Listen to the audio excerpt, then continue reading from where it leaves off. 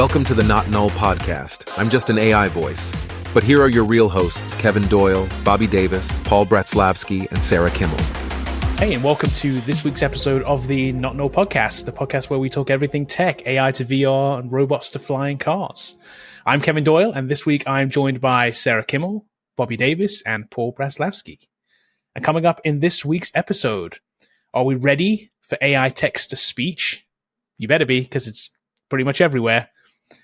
The Elon of the week. So more news from X or Twitter or the company formerly known as Twitter. And are there problems at Tesla? We'll talk about a couple of different Tesla stories this week. And then we'll round up with our null, not null recommendation section where we recommend or recommend to avoid a product or service. So are we ready for generative AI text-to-speech? A couple of things from this week are highlighting that we're seeing this in more and more places. So we've talked about Spotify using AI before when we talked about their AI DJ, which is a personalized radio station with a DJ that is AI that basically addresses you as well. So he's like, hey, Kevin, I see it's a sunny day outside. You want to listen to some sunny music? And it plays AI like recommended music based on my likes. So it's kind of cool, I guess. I don't have Spotify, so I don't know, but I've seen some examples of it doing that. So it creates a personalized radio DJ'd radio station for you. So that's kind of what they've rolled out, and that's kind of where they are today. But they've now filed a patent for an AI-powered text-to-speech synthesis method and system. So the theory here is that they're going to be using this to roll out more audiobooks. So I didn't realize Spotify has 300,000 audiobook titles, more than Audible. I didn't know this. I guess it's big on Spotify, bigger than Audible. Anyway, I don't know how many Audible has, but yeah, bigger. So some of the pushback from this, a Canadian literary agent, and I quote this, says, companies see the audiobooks market and that there's money to be made. They want to make content, but that is all it is. It's not what the customer wants to listen to. There's so much value in the narration and the storytelling. So I'm wondering if this is something that they're claiming that this is not something that people want, but Spotify looks like they're going to do it anyway. So Paul, let me come to you first. So are these AI kind of speech to text things useful to you? Have you used them at all? Have you seen them anywhere? Are they good enough? Do you think they're good enough to use at this point? So here's the crazy thing. I listen to a lot of like creepypastas on YouTube, and I've been following this channel, and they had me fooled because literally like the other day they said a word that's not common and it was completely butchered. And I was like, no real human would ever say it that way. And I was like, no, you got me. And I was like, wow, it's actually becoming like really, really good. And, it did, kind of, with generative like art, you're like, oh, that's kind of cool. And then you're seeing the progress and how much faster it's getting. You're like, it's maybe a matter of time before it will replace things. And the thing, and I'm at the point that 100% we're all at some point going to get replaced. When is it going to happen? Is it sooner or later? But I'm under the thing, yeah, it's going to happen. And here's the thing, imagine when Walmart came around. It's a big corporation that took over and killed all these small mom and shop businesses. This is exactly what this is going to do for these different creators, who do narration. Because the conversation we had offline is how expensive it could be to hire a real human being, where you just want to get your book out there. And if there's a product that costs you $100 even to get your whole book narrated, as a small developer or a solopreneur, why wouldn't I not do that? So it makes sense. But at the same time, I'm like, man, AI is definitely going to displace certain jobs in certain fields. And the question I have, is it going to happen at a faster pace than we are able to adapt and shuffle things around, where people are like, oh, I could see where this shift is happening. How could I pivot myself so I stay relevant, even though if I just focus on narration alone, I might not have a job a few years from now? Right. I think there's a certain segment of companies that will go for the less curated, more faster, cheaper, right? Because it is significantly faster. Getting an audiobook recorded takes weeks sometimes. It takes a long time. We've had one done. It takes a while. It came out significantly later than the book came out, and it cost a lot more. The fun part was the auditions. That was the fun part. Oh, yeah. The auditions were fun, yeah, because we get to pick the narrator. Yeah, that was cool. But now, imagine if you could do that next day or same day, and it cost, a fraction of the price. So speed and cost, there's a certain percentage of people that will go for that. But I think there's also a certain percentage of people who will go for this curated, like, I want a real person. I want like the actual person reading this, right? It's got to be the actual original person, not a synthesis of them, because it's not quite good enough yet. So I think there's a case for both, maybe. Yeah. I was going to say for sure there's going to be a case for both, but I think with the ease that you're able to get good enough and have the voice sound like, most people are like, this is good enough. Like, I'm fine with this. And then, like you said, certain big corporations, we need to have like the real. Who's that guy who always does everybody's voice? Morgan Freeman. Even though you could fake his voice anyway, but I'm just saying. But we need to know that it's authentic. Morgan Freeman. And so, like, I feel there's going to be a spot in a place, but exactly to the point that I was making with like Walmart is that the smaller players, they're just not going to be able to compete. And so, it's going to be, place and time, but I feel like you're going to have the Walmart version where anybody could go and create a narration, but then all the real humans, they're probably going to be like, hey, if you want me to narrate it, it's going to be X amount of money, which is going to be a lot more expensive. So you're going to have the cheap, affordable version with AI, and then you're going to have like actors, voice actors, that are going to have like, hey, if you want me to do it, this is what you got to do. And then to like the thing that I kept saying before, then you might have this intermediate point where you're going to have each creator, at least as I'm visualizing, has their own AI model that they could sell as a service. So it's like, hey, you might not afford 100%, and that's the pivot. And if I were to start an AI company, I would basically create a company that helps creators create their own models, which they could sell as like SaaS products. I think the key is going to be like how good the AI is, because like when I'm browsing through TikTok or Instagram and I come across that like AI generated voice, I swipe so fast because like that is the most annoying voice, and to listen to like a whole audiobook of that would like make me want to gouge my eyes out.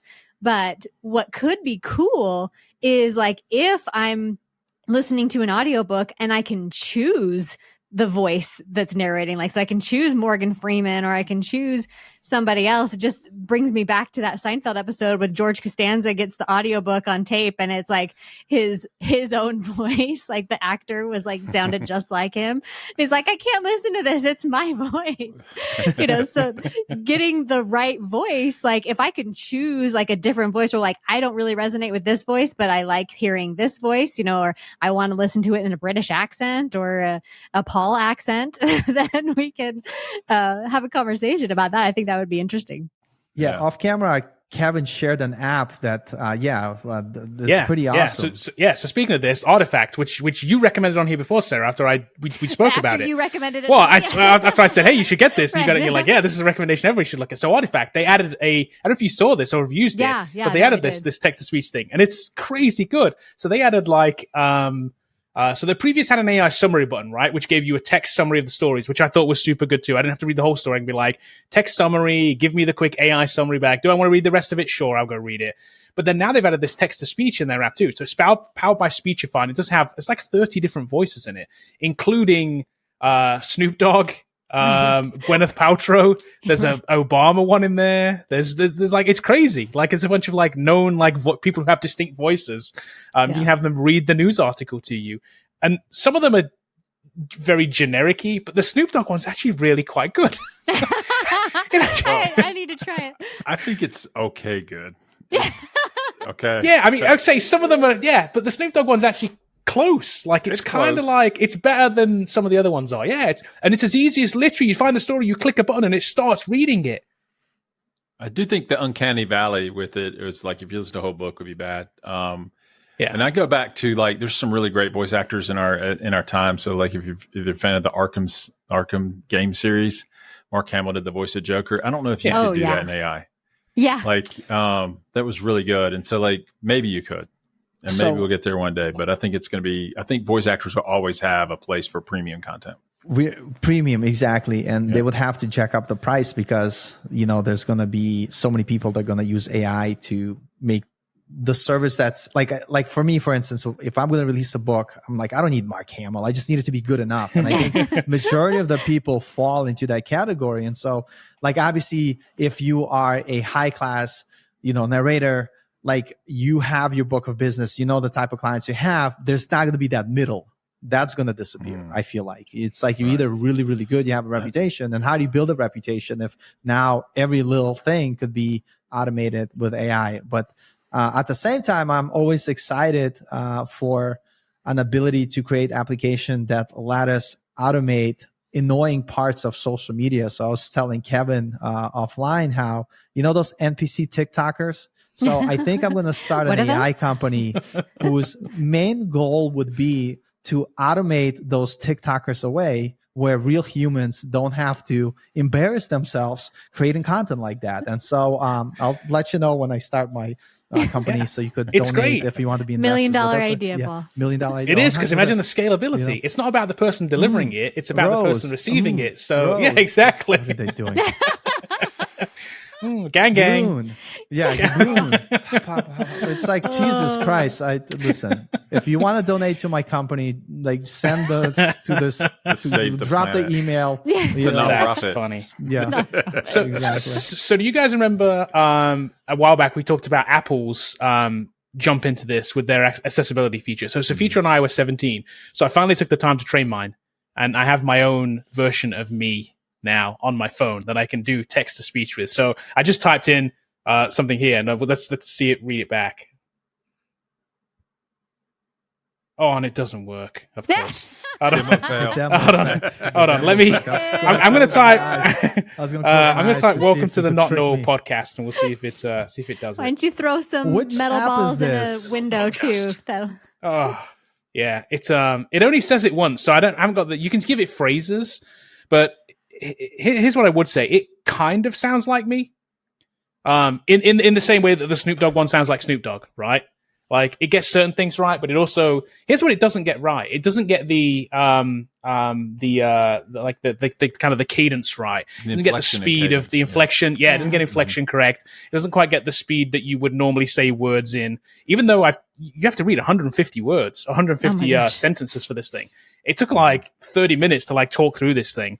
And then it takes overnight to process too, because it somehow processes offsite and then it actually does real time on your phone. So it's not going off to the website to so come we're going back. to get to the 8 words that Tom Cruise did in Mission Impossible 3 to mimic Seymour Hoffman's voice. Yes. Read this. It was Read this. So the fact that you can do it like on your phone now too is kind of interesting. So I have to say that I think this is going to be in a lot of different places. We're going to see it pop up in all kinds of different weird places. Here's the thing that I would say, which a lot of people like, we all like, obviously like, oh, this never is going to happen. And I think the more we learn, it's like never really sounds like maybe yes, it's just a matter of time. But here's the thing. It's like, if you had to think about everything that we have right now, is it going to get worse next month or is it going to get better? And that's the part that scares me, that it continues to get better. It's definitely getting better. We'll see what's going to happen. But I am sold on, like, as a developer or as any creator, like you should learn to use these new tools coming out and see how they could help you to improve your workflow to be more productive. So you're not falling behind and being like a never adapter. I think that would be a mistake for sure.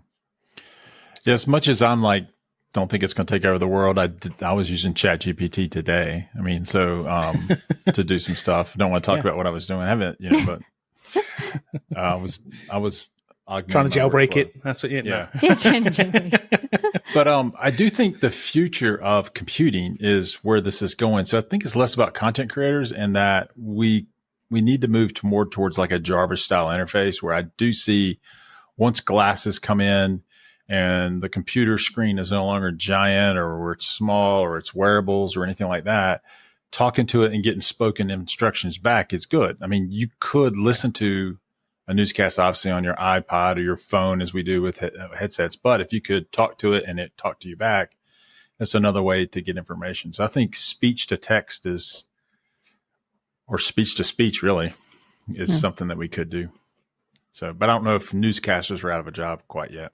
Yeah. Right. Maybe not just yet. We've tried to build this, by the way. It's way harder than you think. It's like way harder to get it to work right. Me and Kevin were experimenting with this earlier in the year. So it's really difficult. Definitely. Yeah. The fact that they're just like for Artifact, the fact that they're just reading the news story makes it easier. We were trying to do a summary and then have it read, and then it's just like it was kind of complex. Yeah. Sure. Okay, let's move on. Let's talk about Elon. We talked about Elon a lot last week. Elon's going to be our next two sections in here, actually. One more directly than the other. But let's talk about... I know. I'm like, should we just call this like the Elon podcast from now on? I know, right? Well, the guy keeps doing too many weird things, doesn't he, for us not to talk about? Like, we Elon's have to talk replaced about the Skynet section. Yeah. He has. He has for the Elon minute. section. It's the Elon section. We need a jingle. So we need a jingle next. Right. So let's talk about a couple of things that happened with X. Let's start out with X. So the platform formerly known as Twitter, now known as X, have another interesting week. So firstly, Elon started the week by claiming that X would be dark mode only because it's better in every way. So that's the direct quote, because it is better in every way. So kind of crazy. My jaw Isn't dark mode when I saw this. I know. Isn't dark mode, light mode like one of those like existential like verses? Right, it's like Mac, PC, iOS, Android, Chevy, Ford. Right, it's one of those things, right? Sure. So, like the fact that he's like not only taking a side but then imposing it on everybody is nuts. Or wanted to. I think it's a personal choice, right? Light or dark, it really is. So we looked at some stats on this at one point.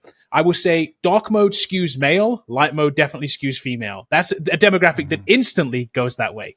That works. I like light mode. But I like light mode too, so it doesn't work across the board. Like I'm definitely light mode. Tell us so something? maybe.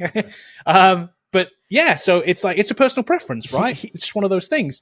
I was gonna say, here's the crazy thing. There's certain apps I'm like dark mode, this is it, and then there's certain things I'm like light mode, and this works. And people like you, what? How you? I'm like, this is just more pleasing for me. Plus, like isn't this a problem that we've already solved?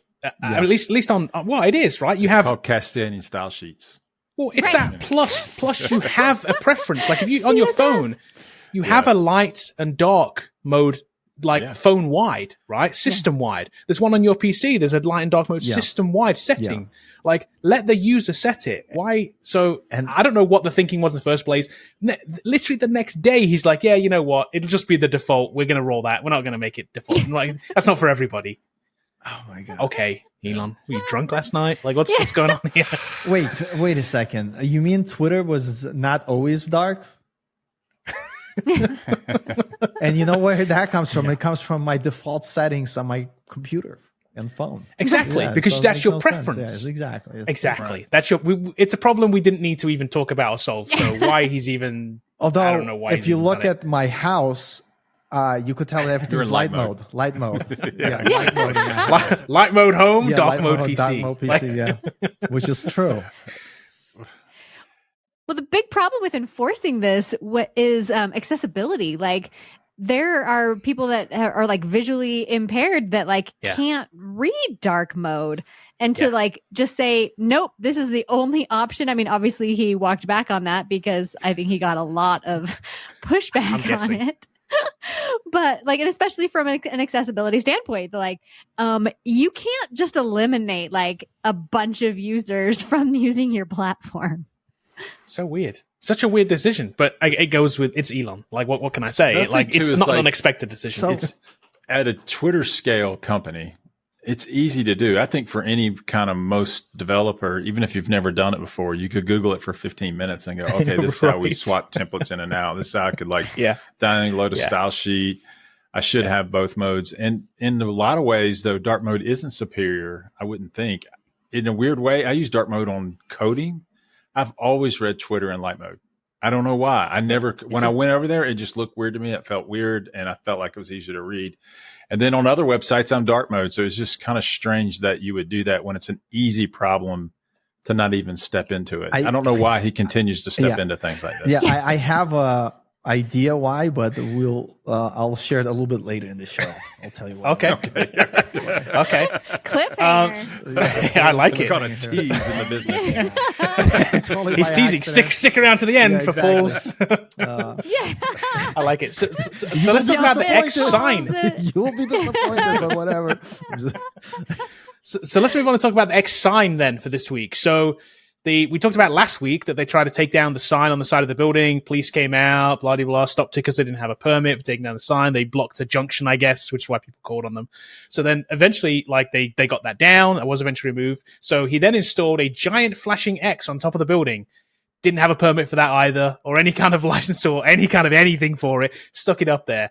So not only was it just sticking it up there, as you can see in the picture here, but it was also giant, and I don't know if there's a video on this page. I don't know if there is or not. Illuminated, yeah. But it was I think illuminated there and it was flashing. strobing, Yeah, here we go. which It was is kinda strobing. Like this thing, there's an apartment complex literally across the street from this thing where they got numerous complaints from it because this thing's like keeping people up at night because they have this giant X flashing outside of their window. It's insane. So this went up last Friday, by the way. By Monday, they had taken it down. They had already removed it. They got cited by the city for not having a permit to put it up. After taking it down, they get cited by the city for taking it down without a permit because they didn't have one for that either. Which that is amazing. And apparently the city will go after him for those fees. So that's great. Here's the official quote. It says, "The property owner will be assessed fees for the unpermitted installation of the illuminator structure.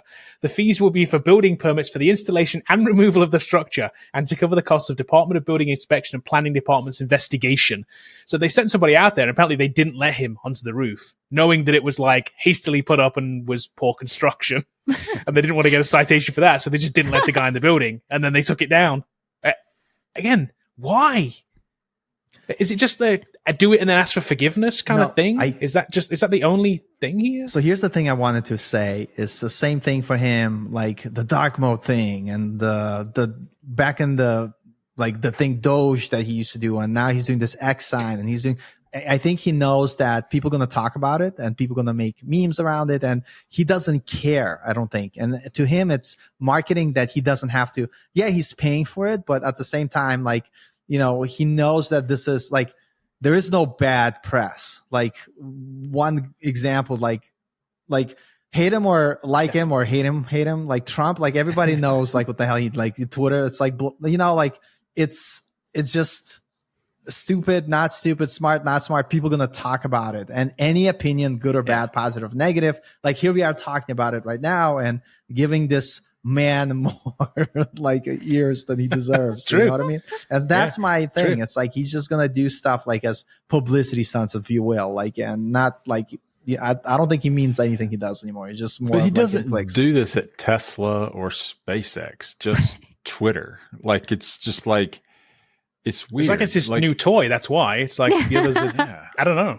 He's done with those at the minute. He's not playing with those at the moment. I would say the reason why, with SpaceX and his car company, is because they're closely tied to the government and regulations. And if he does anything like this, and he has been caught for stuff like that before, right? With he tweeted stuff around that tried to artificially inflate the value of whatever, and he got the Securities and Exchange or whatever sanctioned him for that. Yeah. So it's I guess you just have to be more careful with that stuff.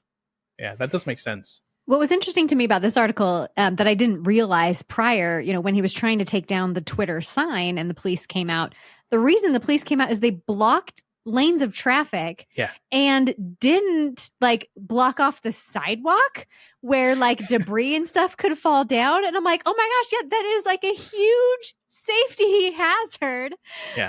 It's just you're going and doing these things without thinking of the repercussions or the consequences of your actions. You're just acting. And it's just bizarre. I also don't think he cares what the repercussions and consequences are, because if they're monetary, he definitely doesn't care. I mean, it means not. He's literally just throw away a $44 billion company. He does not care about money. on this level. Like whatever fine they throw him, he's like, hey, there you go, double it, whatever, take it. Like he doesn't care. So that's not gonna hurt him at all. And that's all they're gonna do is fine him. They're not gonna put him out of business, or they have no other. They can't do anything else to him.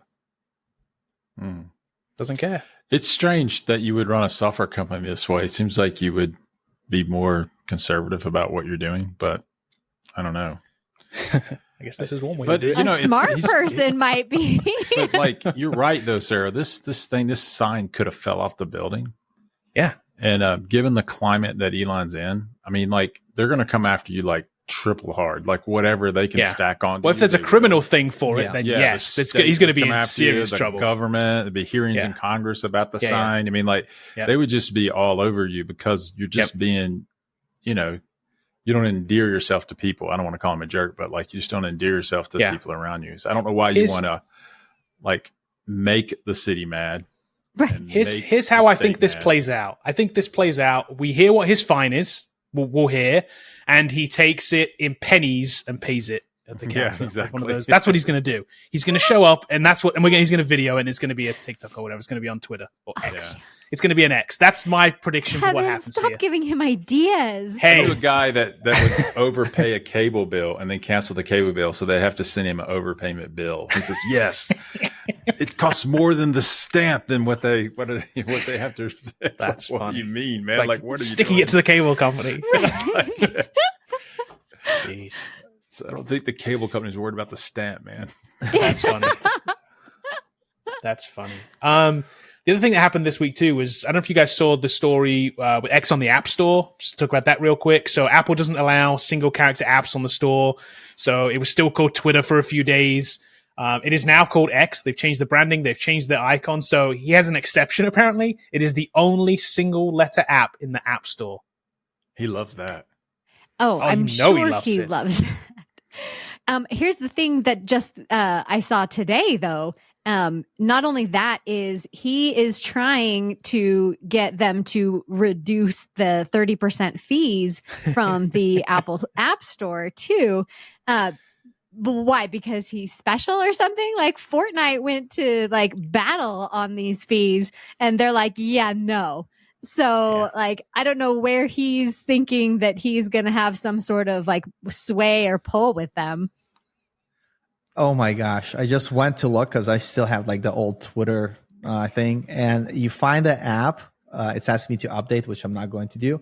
But as a thing, it says, normal apps, like I have like VPN, and then it says VPN proxy and Wi-Fi, Xbox, entertainment. And then under X, it says blaze your glory. Like what, like, I mean, that just says everything about, his state of not like, it's like we're, it's like, That's their new branding. That Blaze, it is. That's their new sub headline branding. No, I don't have many notes for our podcast today, but literally my notes, blaze your glory. What does that even mean? Blaze your glory. The level of narcissism I feel like you need to have to even, but at the same time, he could get away with it. You know what I mean? And this is kind of like the whole like thing. It's like, it's almost like, I don't know how to explain it, but it's like, why are movie stars popular? Why? Like, because they have this like, overconfidence and they could get away with it. And that's kind of like what he's doing. He's living like the dream that us mere mortals will never get to experience. You know what I mean? And so he's able to get away with it, Classic Elon style. He doesn't say blaze your glory on Android. But so let me just this rollout is like very suspect. Let me flip the tables. Can we get both of them? Yeah, sorry. Like I was just gonna say, like, let me flip the table because a lot of us we have these like grand things like, oh, look at Elon. I wonder how many of us could say with like 100% certainty that if we weren't born in his body and his status and achievement, how many of us would not take advantage of it's like, it's be fair. No, I think he's partially an outcome of his environment. To be fair, it's but Bezos doesn't do this. Are you kidding me? Have you seen his rocket ship? Are you kidding me? With his cowboy hat? Look at him Bezos hitting the goes through gym, waves. working out. He's like, listen, I'm living the life, but I'm just kidding. Dude, I wish I was jacked like that. Dude, I would take Bezos over like Elon any day. What are you kidding me? I might rather have. So here's the thing: I might rather have people hate me because I'm creating a company that's going to automate employees out of existence and be Bezos, than to have a company called X blaze of glory and look like Elon. So like I'm telling you, like it's like it is pick your poison. Exactly. Take a poll around the room here. What do you think about the rename? So like Google renamed to Alphabet, Facebook to Meta, Amazon. You know what Amazon used to be called? Something books. Relentless. Relentless? Really? Really? Go to relentless.com. That's terrible. Wow. Dude. That's a thing. That's wow. I'm does it re-forward? Go to it. I could be wrong. No, it forwards to Amazon.com. Yeah. Wow. Interesting. So here you are Interesting. defending he doesn't do the thing. They're like, look, what are you talking about? You just killed your own point. You just proved it. I know, exactly. Relentless. Well, Look at my rocket. This Here's the Relentless. thing with it. I'll take you to So space maybe it does on run the and all rocket. billionaires just do this. Maybe it's a billionaire trait. Yeah.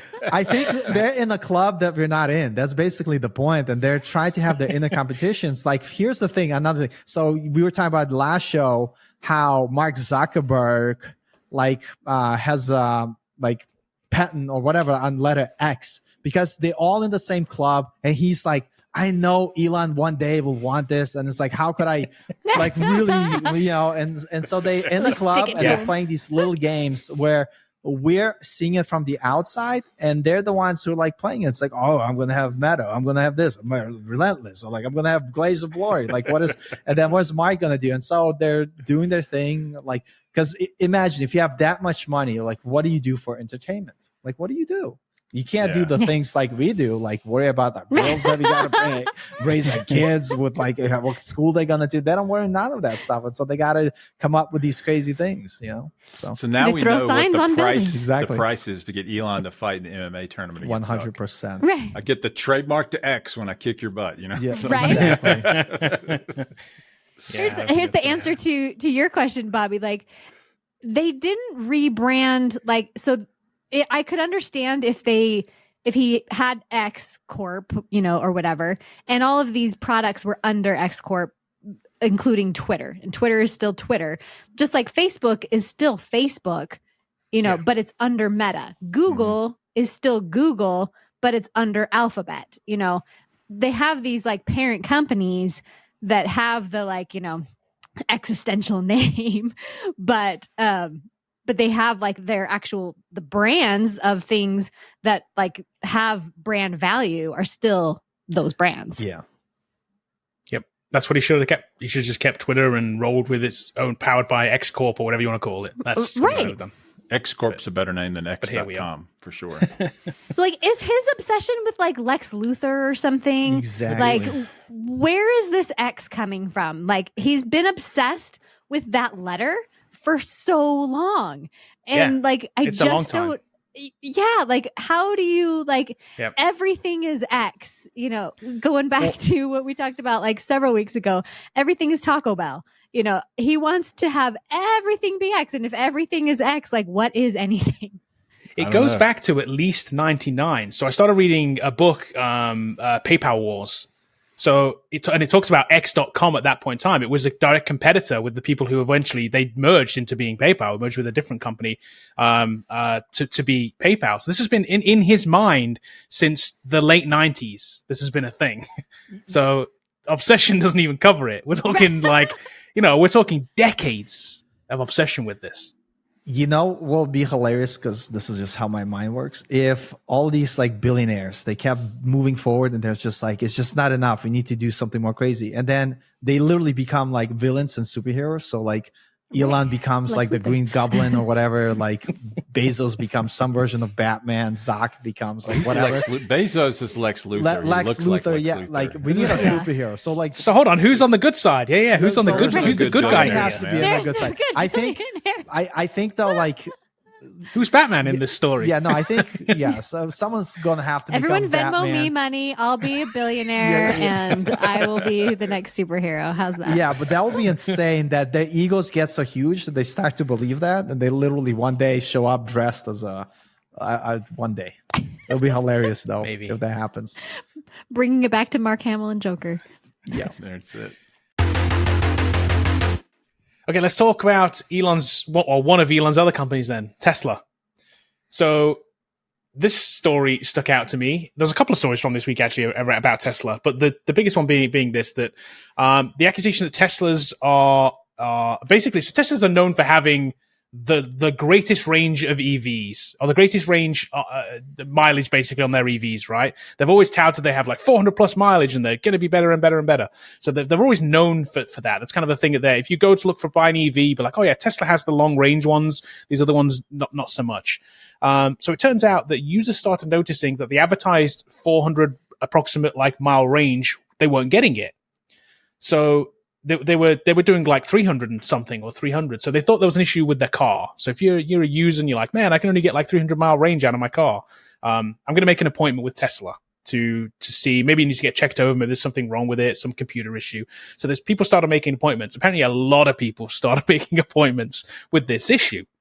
So what happened is in mid 2022, Tesla decided to set up what they called a diversion team that handled 2,000 of these calls a week to basically say, hey, we've remotely diagnosed your car because they can, right? It's connected to the internet. They can say, we've looked at your car and there's actually nothing wrong with it. So we're going to cancel that service appointment that you've made because there's nothing actually wrong with your car. And they were doing hundreds at a time of these, basically saying to hundreds of people at a time saying, it's fine. Don't worry about it. Please don't bring your car in. Basically knowing that the car could never do 400 mile range. They basically touted these really high mileage range that they're not actually capable of outside of running downhill like for 400 miles, right? Which any car can do that. It turns out that they're actually on par with practically every other EV that's out there. One of the quotes was great. It was Car and Driver's real world test quote was awesome. It says, as a result of their testing, 400 miles stated range for a Tesla and 300 miles range for a Porsche is pretty much the same number of real highway speeds, same number of real highway speeds. So basically saying apples to apples, like they're the same. It's not like, what was happening was a lot of the car companies were underestimating the range. So if you picked up a Mercedes or a BMW or a Ford or whatever it was, they're saying this is the lowest end and you can get 300 miles. Tesla was saying, no, you can do 400 here. The other issue here also was that they were falling short by about 26% on those, except in cold weather where it's up to 50% below advertised. Yeah. So being cold, the batteries being cold and EVs cold is a known thing. It's for every EV. If you run it in cold, you will get less mileage, but 50% is insane. Tesla have always claimed that their battery in any conditions will do at least 90% of their advertised range. So that's just not true. I feel a class action going on here for this. There has to be. I'd be shocked if there isn't. So one of the other quotes that stuck out to me was they had a guy that used to work on the software and its dash readouts. And the quote was, the company decided about a decade ago for marketing purposes to write algorithms for its range meter that would show drivers rosy projections for the distance it could travel on a full battery. Like, that's pretty bad. I mean, for me, I'd be like, whoa, there's my proof. Some guy who worked on it says that, yeah, they're showing me these rosy projections. Again, on a hot day going downhill, but is that real world usage? No, it's not. So what are you guys' thoughts on Tesla here? You think we're going to get a class action? Do you think this is going to be bad for them? I don't think it's going to be go to the recalled Jetta, where they just parked a bunch of Jettas. Hopefully not. Like millions of Jettas in a field somewhere and threw away perfectly good cars because of some emissions thing. Yeah. I guess they could get fined for false advertising. I guess the cool thing about does he care? Tesla, the cool thing about it is if the readout is wrong, they can issue a software update. I mean, that's one thing they can do to make it read correctly. So they can fix it if they want to. This just My guess makes is going to be my range mandated to fix it. anxiety even more because now I don't trust anybody's EV. This thing's going to go 50 miles. I'm going to be walking from home. I'm not buying an electric vehicle. That's kind of what I get from this. I think they're all lying now. Ford, they're all lying. The things don't work. Well, in car and drivers tests, they have said that the others are truthful in what they're saying. So they're saying they can do those mileage. And that and the Tesla isn't above average mileage. I imagine like a lot of other car companies have been bewildered for a while to be like, what are Tesla doing that we can't? Why can't we reach 400, 500 miles? And they're like, well, neither can they actually. Because they're lying. So it Why makes didn't someone challenge it? It seems like you would, if you're running Ford and you're making the Mach-E, you would buy a Tesla and just break it down and see what Maybe it they is. did. You know I they don't know. did. Yeah. You know they had to drive it, right? But maybe that coming from a Ford, like another manufacturer, is a bad thing for them. Makes them look bad. They'd rather it come from a consumer, I guess, which is what this did. The fact that it took this long, though, is kind of crazy. Kind of crazy. it makes sense now that we don't have like EV airplanes because you can't take a chance in the sky. Like, oh, we're not. It's like True. And so it's not that we can't build them. It's that they're like, hey, we could. It's like, no, you don't want to do that. Especially Why? if that EVs by American Airlines. Yeah. You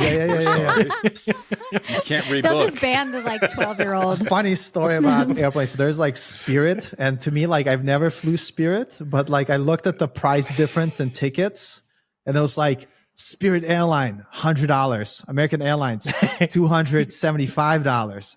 I'm like, well, I'm not flying in a goddamn $100 airplane. I'm going to spend the extra money. So I bought a $286 ticket because like, I don't trust it. It's too cheap. Like obviously they charge you for everything else. So over time, like, but I'm like, listen, that's too cheap for me to fly on and feel comfortable with my safety, which I'm sure you are going to love my not null this week, Paul. You're going to love my not null. Yeah. Trust me. It's directly tied to this. You're going to love it. Nice. Back to the Tesla for a second. The range they said includes like the buffer. So, there's when like it drops below 0, right? Is this buffer. And I'm like, I think I'm a literal person. Like you guys are all software developers, very analytical. Get rid of buffers altogether. If it's going to go in like 0 miles, like stop making me think that I've got extra space. I want to know, okay, I need to get gas before it hits this 0 or I will be stuck somewhere. Like, just give me that. I don't need a buffer. Just tell me when it's going to end. It's been an issue for gas cars for a long time, too. You remember the Seinfeld episode where Kramer takes the car and he like runs it to empty because he wants to see how far he can go with it. Yes. It's been an issue for a long time. They're holding hands. Yeah, It's great. Yeah, it's amazing. It's amazing. It's so good. But we're living that today still. Like that's still an issue with EVs. Just tell us the actual number. Right. Yeah. Like I'm analytical. Just tell me the number and I can meet that number. You don't need to give me a buffer. Yeah. I'm surprised someone hasn't sued because they missed something because the EV ran out of a charge because it didn't go as far as they said it would. Yeah. I planned my trip over West Virginia mountains and I didn't make it. Yeah. We'll see if this causes them any issues. So in South Korea, they fined Tesla $2.2 million related to exaggerated driving ranges of its cars on a single charge, their fuel cost effectiveness compared to gasoline vehicles, and the performance of its superchargers. So it seems like this company just like, they say everything is at the top of everything. It's like the supercharger there, I'm sure they say it delivers whatever kilowatt hours in the lowest amount of time when it's really in real world scenarios is a lot less power at a lot longer time. How much was the fine? 2.2 million. This is the point. It's nothing. It's chump change. First of all, Sign was whoever more than that. came up with that 2.2 million need to get fired. Fired. You need to be at least somebody in South Korea. Somebody's got to get fired. Somebody in South Korea. $2 million yesterday. And who gets that money, by the way? That's what I want to know. Like, what is? I'm guessing the government. I'm guessing. I don't know. If the government needs to learn, but I agree. They need to be like 2 That's billion. the problem with all of these fines. It's the problem with everything you ever leverage a fine on. If you leverage a fine on the richest person in the world, it has to be proportionate to the person. It can't be $2.2 million. It's like getting a speeding ticket and the cop saying, "Just give me $1." You're like, cool. I'm just going to speed. I'm speeding from here on in. Like it costs me $1 every time. It's nothing. Yeah, it's crazy. Yeah, that's crazy. It's like that story someone says, it's like, I could park anywhere because whatever they're going to find me, doesn't matter. I got all this money. It's like, it's crazy. Yep. Crazy. Yep. Well, it's almost like when you're returning the your rental car, and you're like, oh, okay, well, the gas, if I do it like this, is going to be this, and if I just like bring it back without gas, it's going to be this. Fine, charge me the gas, right? Because it's like it's a less pain in the rear for me to just drop it off and pay that fine. Depends on if it's a company rental or not, right? So Right. if it's on the company, I'm not paying No, the that's rental? true. Yeah, I'm not pulling that thing in there, man. We're not getting gas. If it's on me, true. top it Right. off. Yeah, top it off. This is true. Okay, let's move on to our recommendation section then, our null, not null section, the part where we recommend that you avoid a product or service. So I'm going to go down the line again. Paul, you're in first place this time. So what you got this week? All right. So I bought this Sonos Move a while back, and it's amazing. I love these. It's like a speaker that is overpriced, but I still paid it, whatever. But Agreed. Here's the thing. I have like a speaker that's physically plugged into the wall. And whenever I leave that room, I'm like, oh, and then this kind of sucks. So this thing I could take anywhere. And I have a little balcony. So sometimes I'll put it on the balcony. I sit and listen to music. And it's amazing. It's, in my mind, money well spent. And this thing is built solid. Like if you drop it on yourself, you're probably going to kill yourself, to be honest. But it's very, very solid and heavy. I may look like I'm effortlessly holding it, but I'm not. It's really quality made, and really love Sonos and their products. Yep, I'm with you. I'm Sonos household. I have Sonos everywhere. I have a Sonos right. You can't see it. It's just right up here. I have a one right up here. But I have them in pretty much every room. I have one. I have the smaller one. I have the Roam that I take outside, which is the kind of the very, very portable one. I think it's a Roam. Is that what it's called? A Roam? I don't know. Whatever one it is. It's the small one, though, that goes outside. And then I have a 5 downstairs. I have ones all around. Nice. I have a 5 hooked up to a record player. They're great. I have them everywhere. They're and you can amazing. so I have it. So the cool thing about it is, though, I find that's great about it is I can play a record on the record player downstairs. So I can actually play vinyl, but I can put it throughout the entire house wirelessly. It's great. amazing. So I can play it. If I want to play a record downstairs but listen to it up here, I can, because I just turn it onto the speaker. It's great. It's so good. Yeah, they're expensive. They are. But Worth it. I've had mine for a long time. Yeah, you They- get what you they pay last. for. You get what you pay for. the sound quality is epic. It's really good. Yeah, it's really They're good. very impressive. And I learned something about Sonos because I saw them. They were at StrappyConf, the company I work for, and apparently their website is powered by Strappy. I was like, oh, bonus. I like yeah. I like it. It's They just put out amazing. some new speakers too. The what is it? The Iris 300 and the Iris 100 or something. Yeah. Which is supposed to have better spatial sound. So It- I'm always thinking about an upgrade. Just Yeah, man, you gotta. 'Cause they are you gotta. Oh my God! Like, why is Gotta this keep stuff fresh so on the expensive Sonos. though? That's what I want to know. It's like, oh my I know God. that it is expensive. That's why I don't have a nice chair. By the Bobby- way, a lot of people make fun of me for not having a chair, but this is why. Too many speakers. Okay, Bobby, what you got? So I bought these a while back for some of my friends at last Christmas. So what do you buy people that have everything? Typically, what I've been doing now is like gift box that have random things in it. So like there's a lot of these out there. So I bought a bunch of my friends a Japanese gift box from the company Sakura. Oh, And okay. You're gonna have to spell that for me. SAKURA.co. Okay. Mike, is this going to be my daughter's Christmas present? Because she loves Japanese culture. So it's pretty cool. Okay. You get a tea and then you get like different like snacks and stuff from Japan, and they're from like small vendors. And so it's cool and it's weird. And if you don't know what to get someone, it's pretty neat. It comes in every month. So you can get them like a year subscription or 3 months or 6 months, whatever you want to do, or just a one-off. You can just get them the one-off and get, whatever. And they get to taste things that are different. So like, Yep. you get something that looks like a Cheeto, but it's not a Cheeto. So, Like this was not Japanese a Cheeto. Cheeto. It's a wasabi Cheeto, isn't it? it's just different things. It's kind of weird. They do like put sake in everything. I've noticed that some of the candy you put it, you That's bite it, great. you're like, wow, okay. That's got a little extra. So whatever that So maybe is, not but- for my 18-year-old daughter. I think it's okay. I mean, it's not going to get you, but like you do have to pay attention, and you can pick what you want in the box, or you can just let them send you stuff. It's pretty neat. Definitely different flavors that you haven't tested before, especially if you're in the US. I mean, you just don't taste stuff like this ever. So it's kind of cool. That's great. I love these subscription box things. There's a lot of different ones you can get. Like, and the cool thing is, like, if you've given this as a gift for somebody at Christmas, they get one every month for a year. 12 months. So it's like they literally, like, middle of summer, you're like, man, that Bobby guy, he's cool. Like, I get my little Japanese box in, you know? It's the gift that keeps on giving all year long, Clark. It is.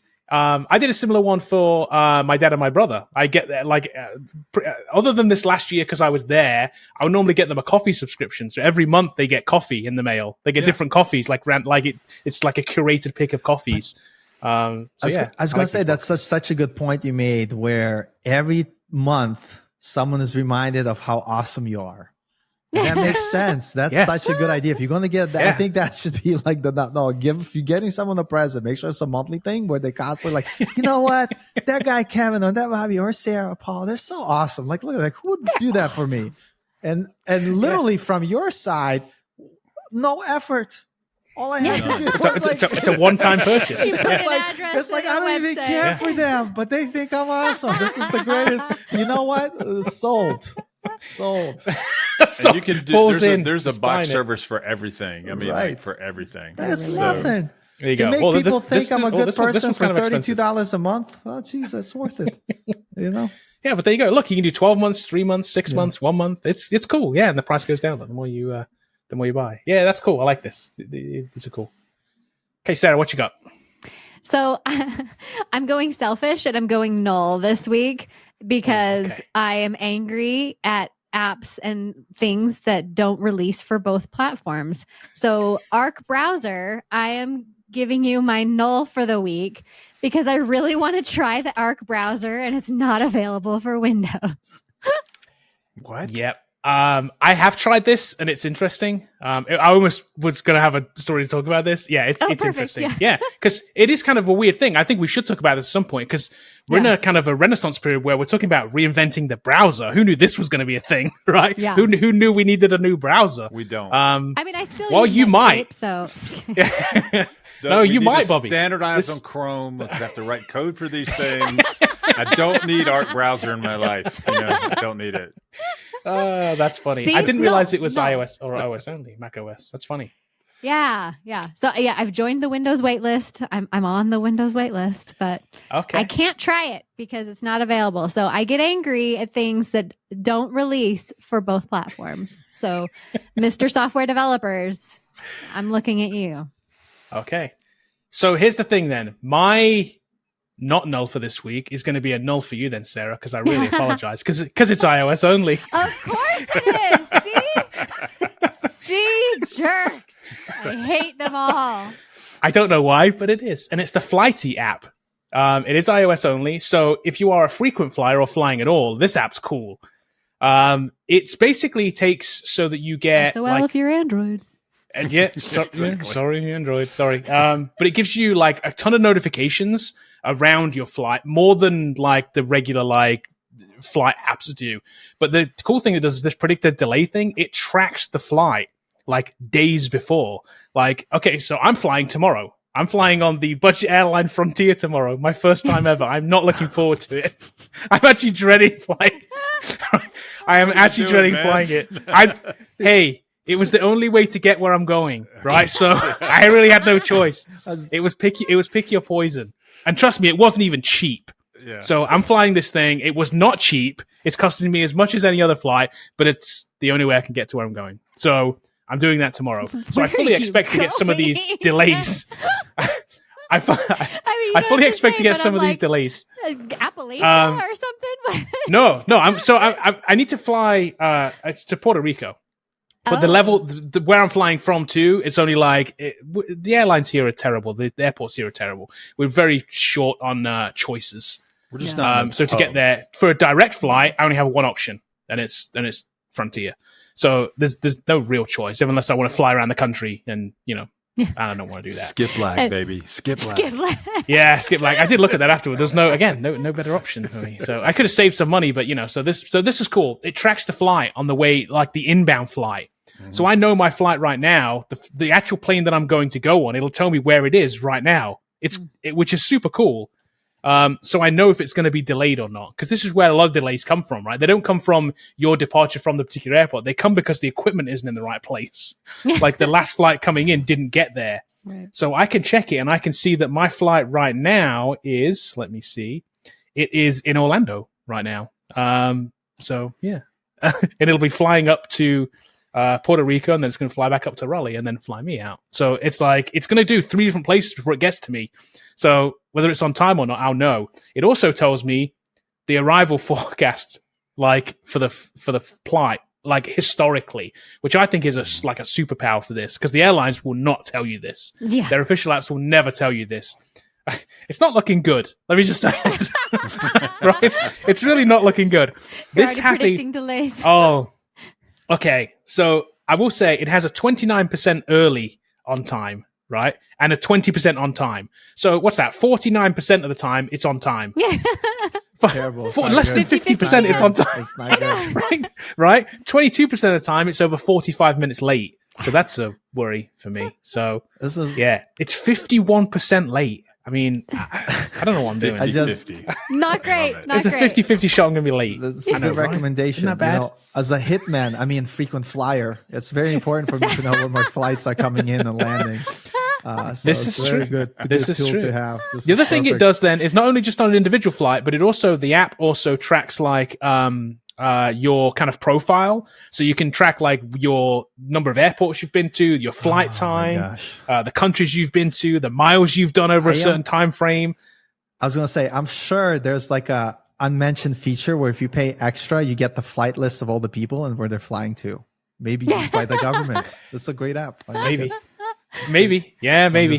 Maybe. Yeah, just a joke. Come on. It's like, it's a different app. The government's not tracking us. Yeah, the government's not tracking us. I know. Come on. Conspiracy. Yeah. So it's also a premium app too, by the way. So when you sign up, they give you one flight for free, where they give you all the pro features. But I do like their pricing model. The pricing model was very interesting to me because they know it's for two kinds of people. They know it's for people who fly a lot, so you can get an annual subscription and you can get a big discount on it. Or you can buy it just for the week and it costs you $4. Oh, so I'm just flying 2 flights this week. I'm flying today and then Sunday, or tomorrow and then Sunday. So it's like, I only need it for the week. So I have to pay $4, get my flights in it. And then next time I subscribe, I don't fly enough to have it for a year. So I thought that pricing model was super good. So I'm in for the week. You're taking all the charm out of flying, where the charm is not knowing if your plane is delayed. No, it's not. It's not. What surprise you're possibly going to have? Do I get to sleep at the airport today or what? You know, what are you talking? That's what. Yeah, this alerts you to book that the hotel before everybody else does. That's what it does. Exactly. It's very, very. You need excitement. If you want excitement, don't get this app. So there you go, Flighty, and I'm sorry that it's a null for you, Sarah, because it is iOS only. Yeah. I don't know. Again, I don't know. Yeah, I don't know why. I mean, you could make this. There's .NET MAUI, man. I mean, you can write these things cross-platform with C#. So I don't know why people do this. I don't know why they're still writing native apps.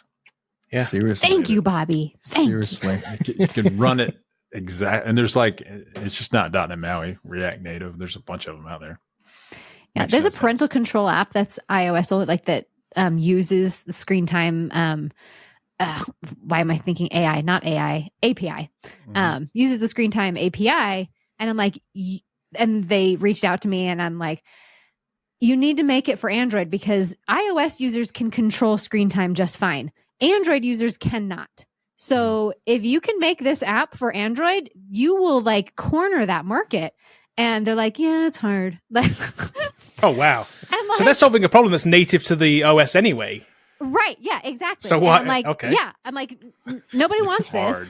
The Android users are the ones who want this. There's so many Android parents that reach out to me that are trying to manage iOS devices for their kids, and they can't because there's no app for screen time that's available for Android. Yeah, I know a bunch of Android developers in India. Like, I think it'll be a perfect idea for them to make that do app it, man. Like, if you could use the screen time API for an Android app, you will have $1 million idea right there. Everybody listening, there you go. Get to it. Yeah. Just once you make it big, just send us some percentage. It's good. Right. Yeah, I'm sure they'll let us know. We heard about the Not Null Podcast. Yeah, exactly. Yeah. Okay, well, that's it for this week's episode of the Not Null Podcast. As usual, I ask if you could leave us a review. That would be amazing. Help us to reach that top 200 on the Apple Podcasts list for technology. That would be amazing by leaving us a review there. Those that did leave a review, thank you so much. We had a bunch of reviews listed over the week. So, yeah, we're up to dozens now. So that's great. I don't know what the actual number is, but more than the 9 we had before. So, so that's great. So thank you if you did. If you haven't, please leave us a review there. We would very much appreciate it. We should read some of them sometime.